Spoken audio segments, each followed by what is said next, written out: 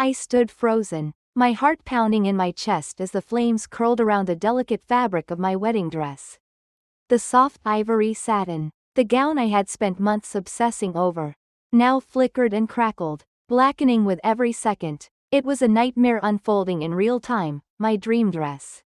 The one I had envisioned walking down the aisle in, reduced to a charred ruin right before my eyes. And standing there, with the lighter still clenched tightly in her perfectly manicured hand, was Sylvia Jennings, my soon-to-be mother-in-law.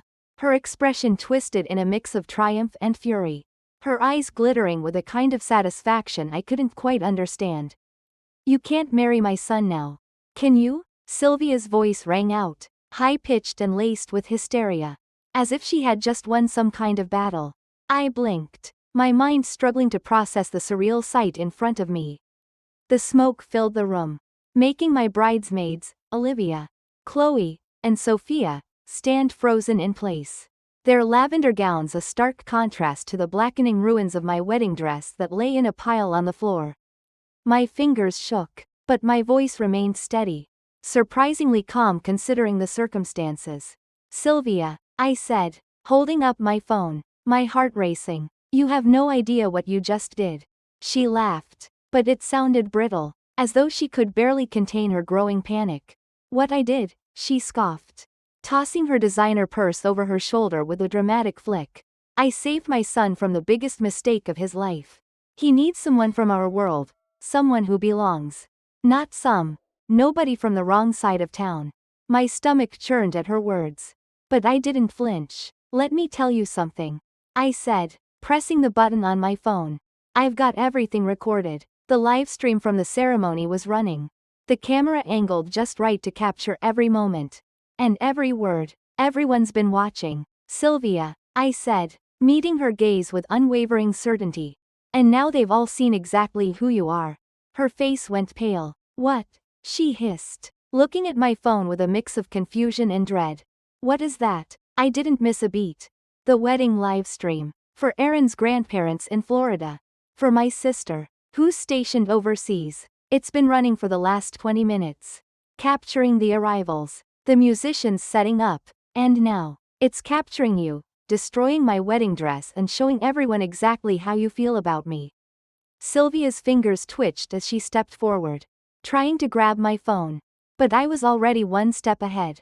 "Turn it off," she demanded, her face flushed with a mix of embarrassment and rage. "You planned this. You set me up. You committed arson on live video."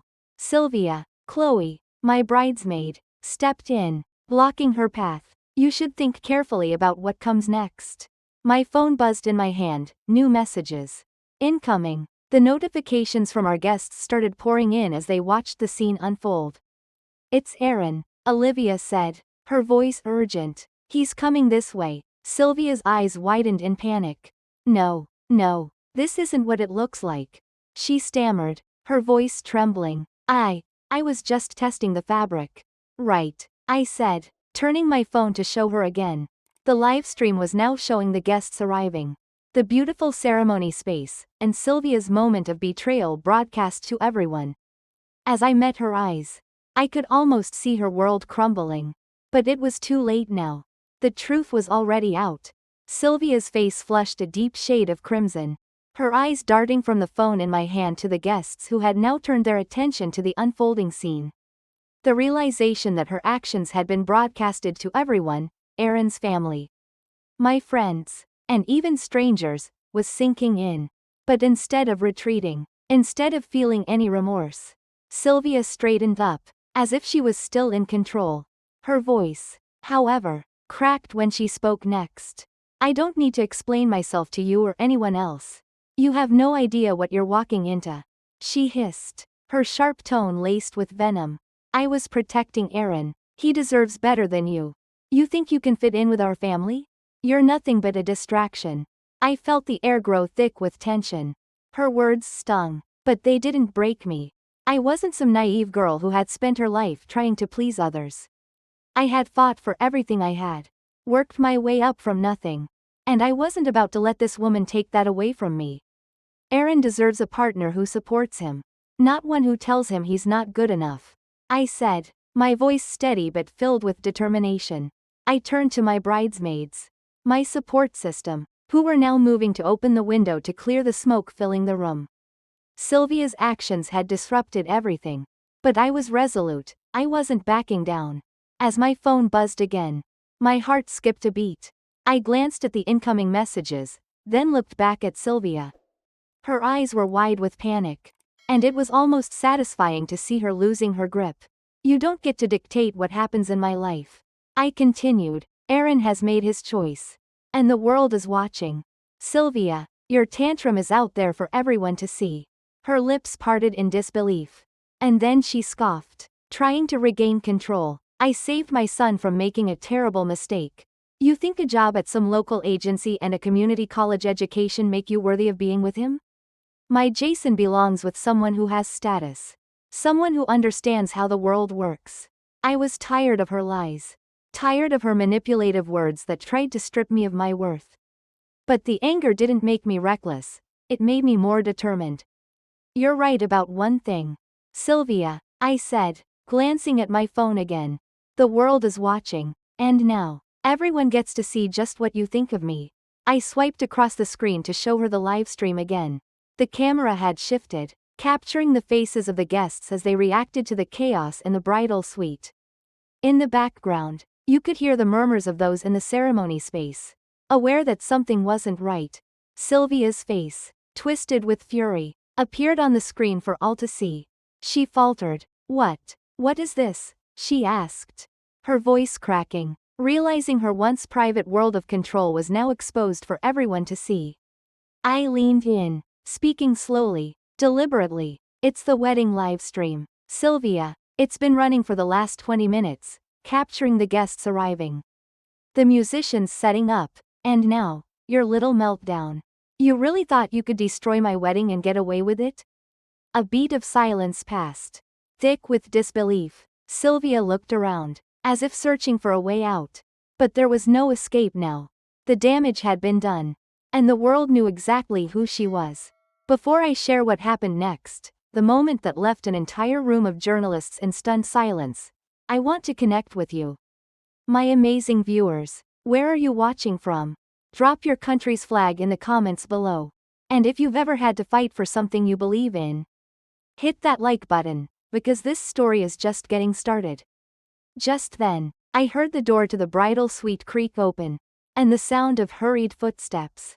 Aaron, my heart raced as I turned to face him. The man who had promised to love me through thick and thin was about to walk in and see the fallout from his mother's destruction. Sylvia's face went pale as Aaron entered, his expression unreadable at first. He froze for a moment, his eyes scanning the room. His gaze landed on me, then moved to his mother and the ruined dress. His hands clenched into fists. And in that moment, the weight of the situation hung between us all. Mom, Aaron said, his voice low, dangerously calm. Tell me I didn't just watch you destroy Valerie's wedding dress while you told her she wasn't good enough for our family. I could see the shift in Sylvia. She straightened up, trying to maintain control, but it was too late. The truth had already been laid bare. Aaron's eyes were wide, a mixture of disbelief and anger flickering in his gaze. He looked from his mother to the ruined dress on the floor and back to me. His face contorted with frustration. He had to process this. Had to understand that his mother had crossed a line, one she couldn't just erase with an apology. Aaron, sweetheart, you don't understand, Sylvia said, her voice trembling as she stepped forward, trying to make herself heard over the tension that filled the room. I was just protecting you. I don't want you to make a mistake with someone who doesn't belong in our world. She's just not good enough for you. Her words stung, but they didn't have the same impact they once might have. I had been listening to her tear me down for too long. And now, it wasn't about her anymore. It was about me standing up for myself, for Aaron, and for our future. I took a step forward, my voice steady, cutting through the room like a knife. Protecting him? I echoed, disbelief in my tone. You were never protecting anyone. Sylvia, you were trying to control him. You were trying to make him feel like he wasn't good enough for me, and that's the biggest mistake you've ever made. I could see the moment Aaron's shock turned into something else, a fierce protectiveness. His jaw clenched, and his hands, which had been at his sides, balled into fists. His mother's words had stung, but the look in his eyes, the way he was finally seeing her for who she truly was, made my heart swell. Aaron, you don't understand, Sylvia continued, desperation creeping into her voice. I'm doing this for you. To keep you from making a life-changing mistake. I know better than you who's good enough for our family. You can't see it now. But this girl will only bring you trouble. But Aaron wasn't listening anymore. His eyes locked onto mine, softening with regret, before he turned his attention back to Sylvia. His expression hardening. You think you know what's best for me? He asked. His voice calm but laced with an edge I hadn't heard before. You think tearing my life apart and humiliating Valerie is somehow protecting me? You're wrong. You've always been wrong. Sylvia's face contorted in anger, her eyes wide as she took in the weight of his words.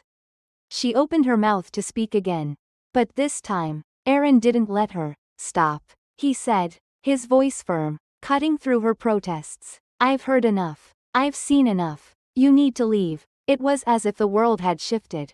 For so long, Sylvia had been the one pulling the strings, manipulating everything around her to keep control of her son's life. But now, in this moment, it was Aaron who was standing up, no longer hiding behind her influence.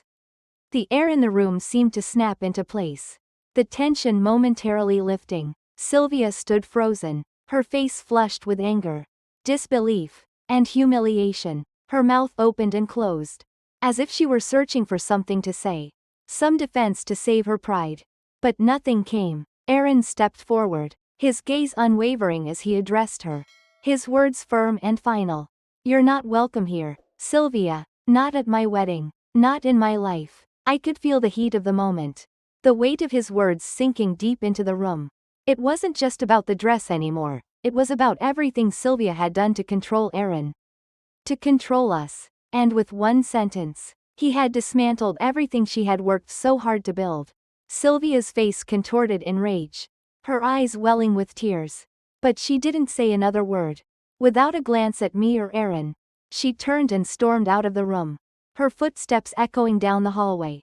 The door slammed behind her, and the silence that followed was deafening.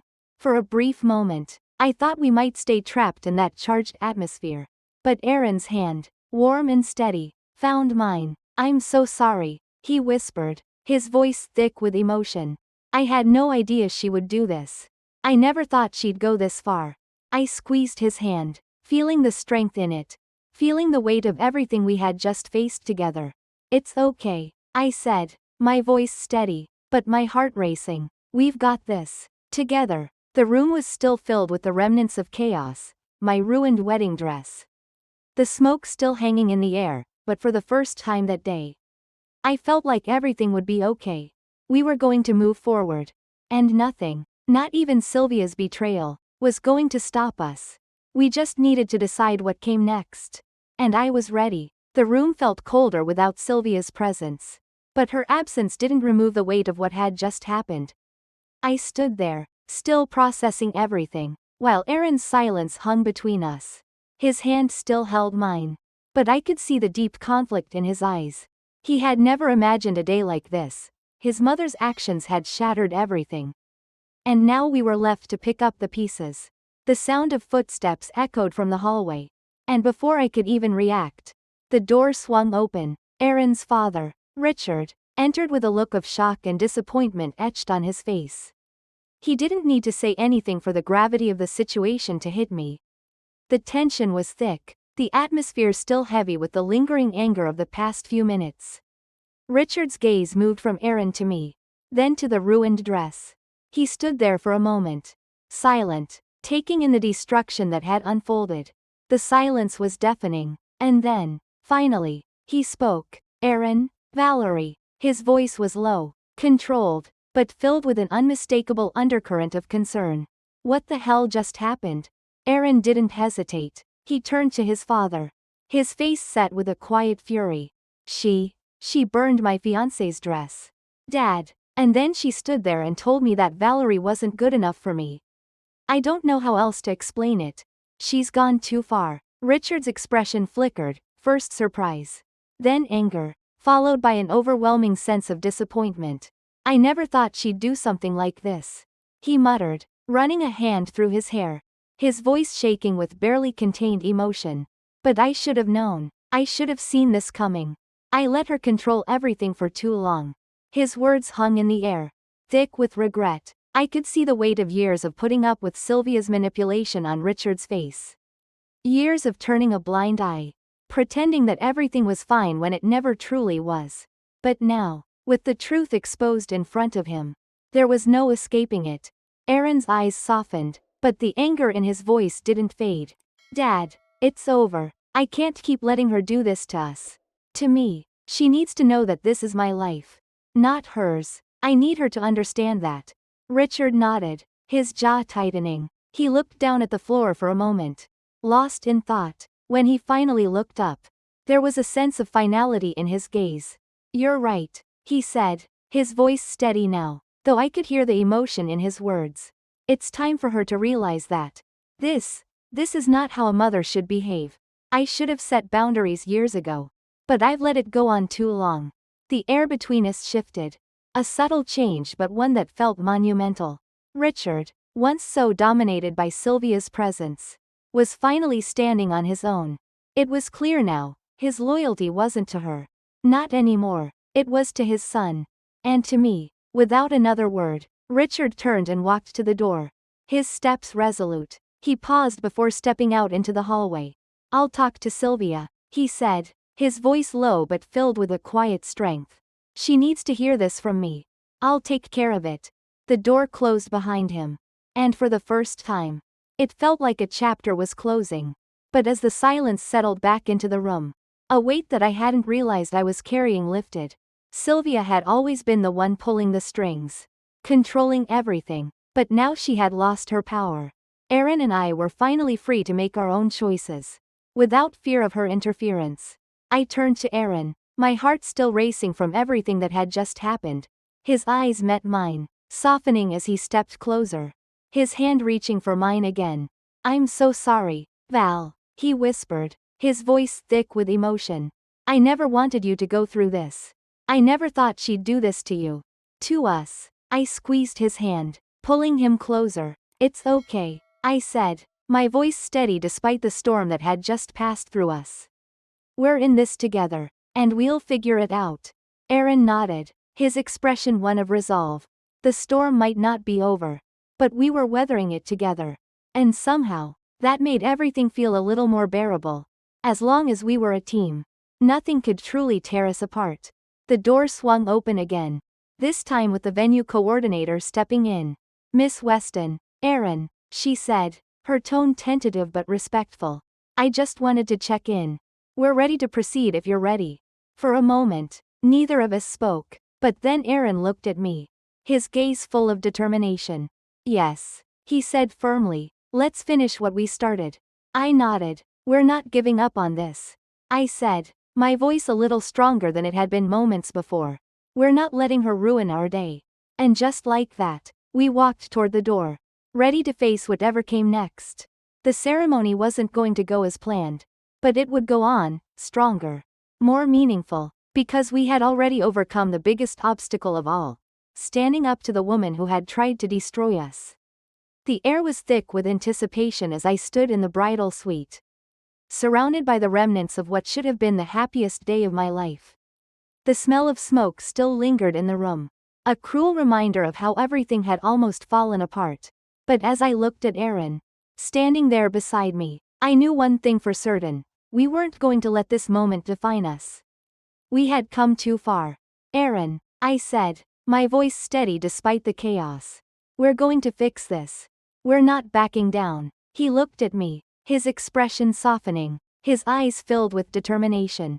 We don't have to let her win. Val, we're going to do this, together. I took a deep breath, focusing on the task at hand. The ceremony had to go on, but it wouldn't be the way we had planned. I could feel the weight of the situation, the pressure of the guests waiting outside, the ones who had witnessed everything unfold. But I was determined to make sure the day didn't end in defeat. I couldn't let Sylvia's destructive actions be the final memory of this day. I turned to my bridesmaids. who had been silently standing by, their eyes wide with a mix of shock and sympathy. "Okay," I said, my voice firm now. "We're not giving up. We'll make it work." Olivia, Chloe, and Sophia nodded, their faces resolute. "We're with you, Val," Olivia said, her voice filled with a quiet strength. "Let's do this." The venue coordinator, who had been quietly observing, stepped forward, a slight frown on her face. "We're ready to proceed, Miss Weston, but the dress." I looked at her and smiled, though the remnants of the ruined gown were still scattered across the floor. "I've got a backup plan," I said, my voice steady. "Get the dress." The coordinator hesitated for a moment before nodding and leaving the room. Meanwhile, Aaron moved toward me, his hand gently brushing my arm.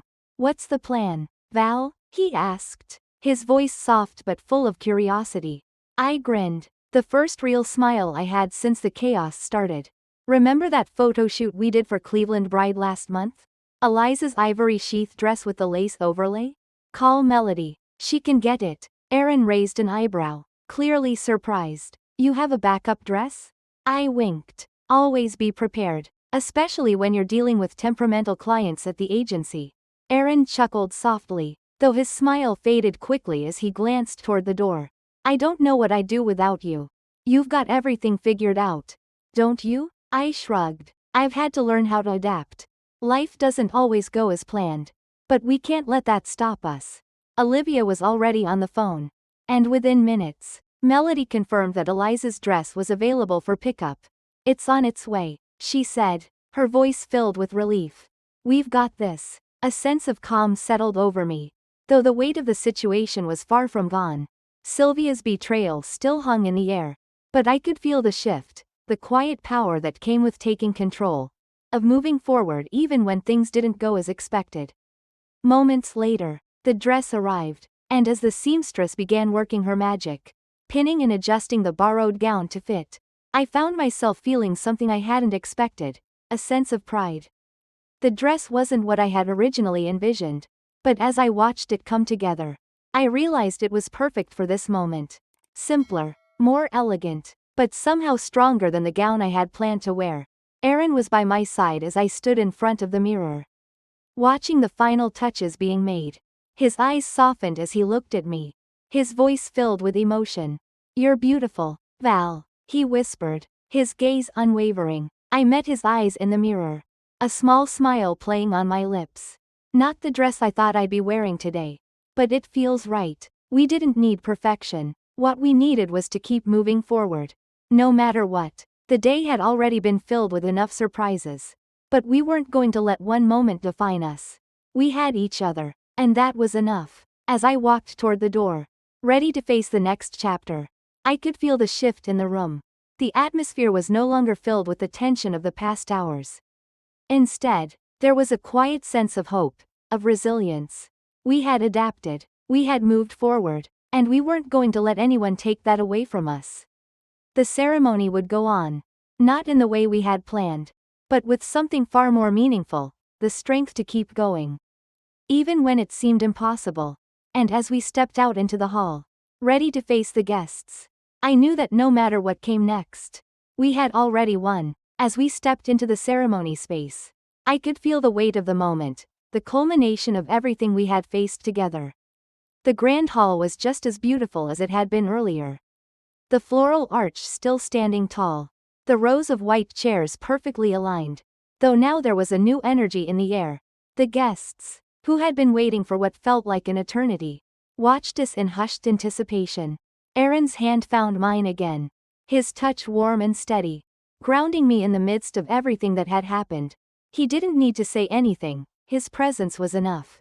We had weathered the storm together, and now, we were about to step forward.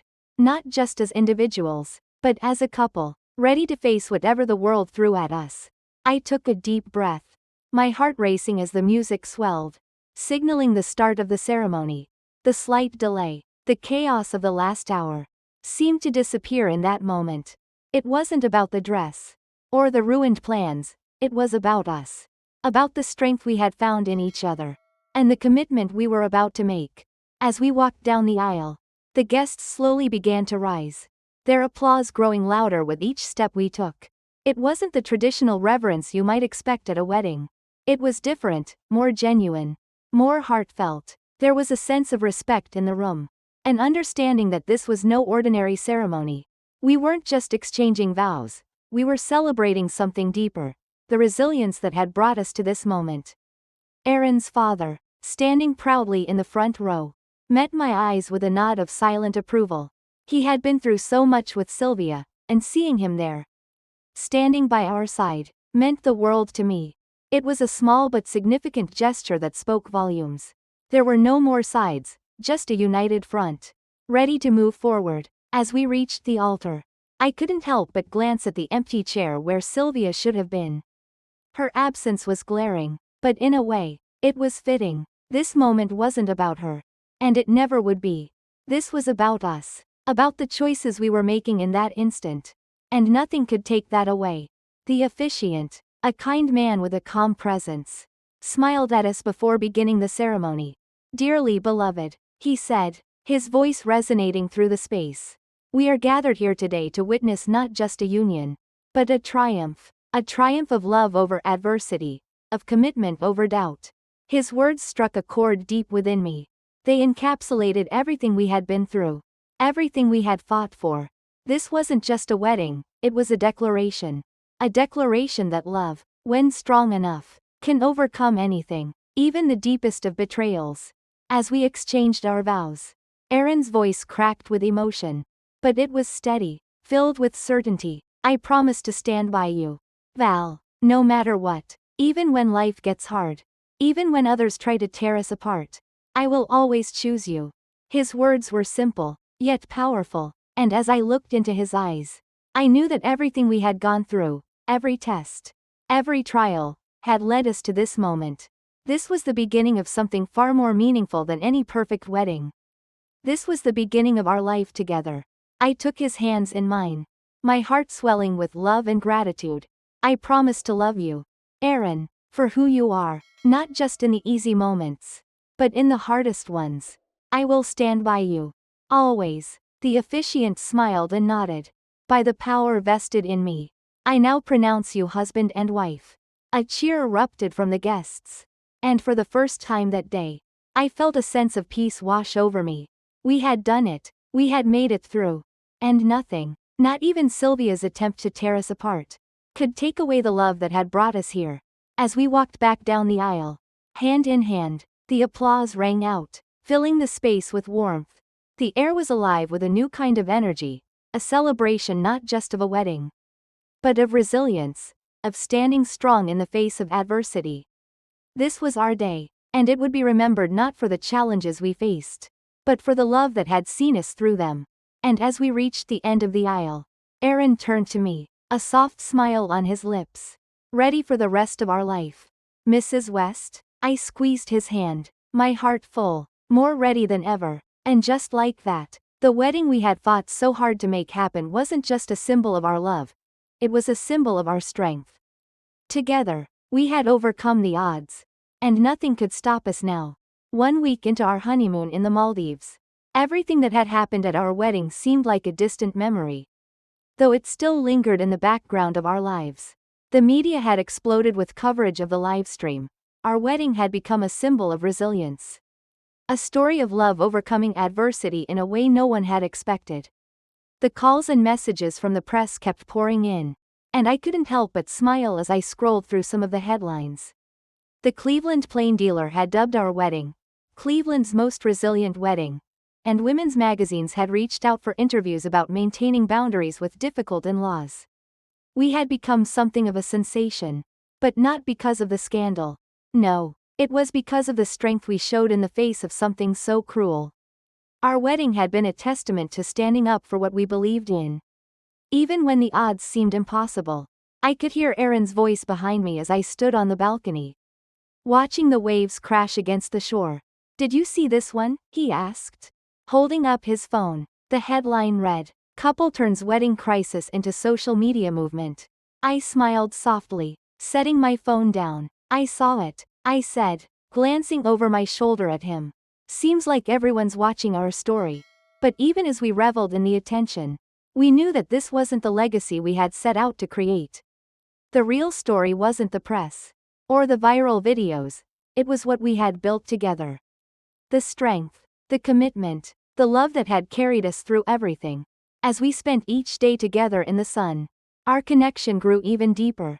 The chaos of the wedding was replaced by quiet mornings by the ocean. And long, uninterrupted conversations about our future. We shared dreams and plans, never once looking back at the wreckage that had nearly torn us apart. Instead, we built something new from it, a shared vision of what we wanted from life. From each other. When we returned home, the world had shifted, but it felt like the real changes were happening within us. The Wilson Families Foundation had launched a new initiative, the Rising Phoenix Grants, to help women rebuild their lives after difficult transitions. Mr. Wilson had told us it was inspired by us, by our ability to rise from the ashes of our wedding day. He had apologized for Sylvia's actions, and while I wasn't sure if that would ever be enough, the gesture mattered. It was a sign that even in the darkest moments, something beautiful could emerge. At the Wilson Family Foundation's annual gala, we were greeted not by the cold, formal atmosphere that had once defined the event, but by something warmer. People seemed genuinely happy to see us. And the connections we made that night were different, genuine, heartfelt. Sylvia's absence was more than just physical, it was as if her presence had always overshadowed the real meaning of family. And now that weight had lifted. Later that evening, as we shared a quiet moment on the museum terrace, Aaron turned to me with a thoughtful look in his eyes. "You know, I've never seen Dad stand up to Mom like that," he said, his voice tinged with admiration. "He's different now, more confident." I nodded, my heart swelling with pride. "You've been different too," I said. "This whole experience has changed us both." We both knew there was more to come, more challenges ahead, but we were different now. Stronger for everything we had been through. The past had shaped us. Yes, but it didn't define us. Our future was ours to create. And we were ready. As the night wore on, I found myself reflecting on everything we had learned, everything we had gained. The love we had for each other wasn't just about the easy moments. It was about overcoming the impossible, standing by one another no matter what. And as we danced under the stars that night, I knew that the legacy of our wedding, our story, wasn't just one of survival. It was a story of transformation. The fire that tried to burn us hadn't consumed us. It had only revealed what was unbreakable. And in that revelation, we had found something far more enduring than any wedding dress could ever symbolize. It was the beginning of our new life together. And that was all that mattered.